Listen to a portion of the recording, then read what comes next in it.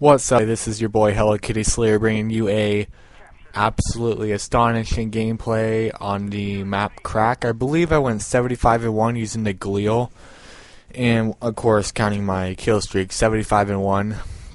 But in this commentary, I like to talk about my junior year in high school. I'm currently a senior. If you guys haven't watched my recent gameplays, I talked about that. But in my junior year in high school, I think it was September. We start school in about August. So September, we have this thing. We do it twice a year called class games, wherein the 4 classes do just little challenges against each other and see who's the best class. And it lasted about, I think, half a day. And I go out to get to my car after school day, and my brakes weren't working that morning. Like, they were completely out. I couldn't do it. I was helpless. I could not do anything about it. And well, basically what happened, I was in the parking lot and I backed up. I knew my brakes were out, so I wasn't going really fast, but I put it in reverse and I started going. I couldn't fucking stop, alright? And there's cars parked behind me. There's a big ass truck parked behind me. Alright, so I'm going in reverse, and I'm noticing I'm going to hit this car. So, being the person I am, you know, I put it in drive real quick and stomp on the fucking gas so I don't hit this car, which I end up hitting the truck. I mean, not real hard, but I barely hit the truck. And then I guess I don't remember this. I'll tell you here the story how I know all this, but I flipped rocks everywhere and I was flying out of the driveway or the parking lot. It's like a little tiny parking lot.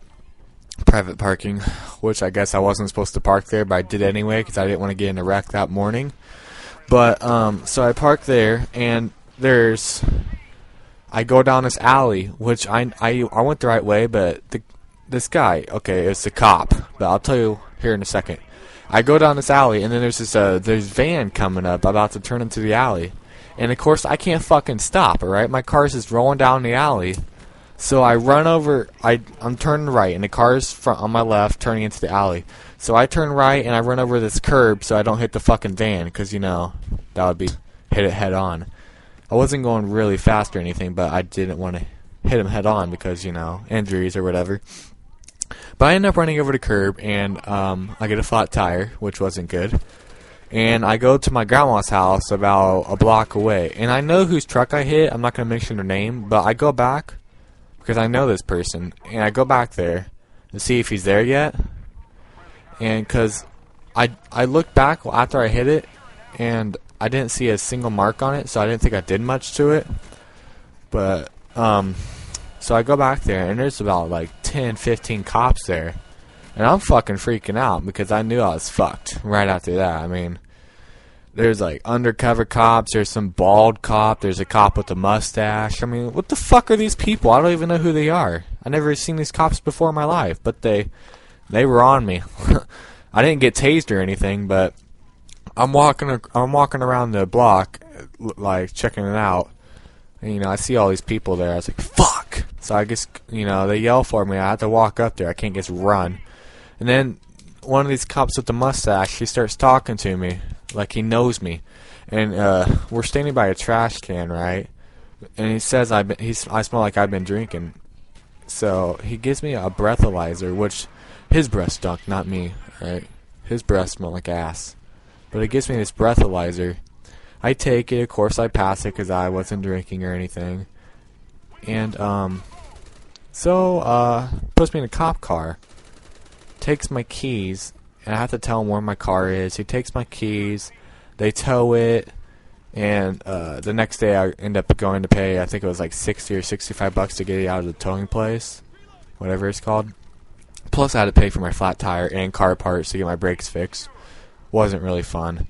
But, you know, I go to jail. I didn't get like handcuffed. I went to the police station. And yeah, it just wasn't a good day. I didn't get out. It took like 2 or 3 hours for all that to happen.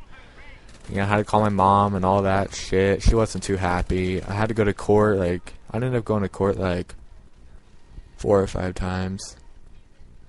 But yeah. So I ended up going to court, and I mean, court was stupid. I basically just go there, and like they tell me, you have a right to an attorney, or all that stupid stuff. And they give me a public defender, and which public defenders suck. All right, but they give me a public defender, and I ended up going like 5 times until they finally give me these tickets. They were $250 each. I ended up getting 2 tickets. For one was for reckless driving, and the other one was failure to comply, which was stupid. But they ended up costing $250 each, so about $500 plus the car parts, the towing, and all that good stuff. And then that happened in September, right? And then after all my court days, I finally get done with court around February, and then I get a paper in the mail about a week later saying I got my license suspended for 12 months. So I'm without a license till February, I think 7th or 4th. I'm not exactly sure. I have the paper still, but I ended up having to sell my car, and I found out that like 2 weeks later after I sold the car, I didn't sell it, my stepdad sold it.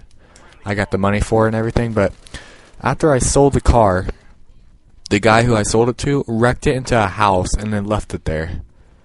And they traced it back to my name, and the sheriff shows up to my house, and they're trying to blame me for it, but, we got that cleared up. I didn't get in trouble. But I ended up, my punishments were, of course, the 2 tickets and all those car parts and stuff.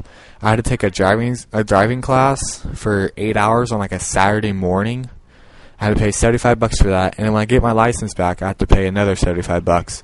So it's not very good, guys. It ended up costing me a bunch of money, and I got my license taken away for a year, which that's probably the worst part. But I guess the moral of the story, or the purpose, is to, guys, when you get in a wreck, just stay there.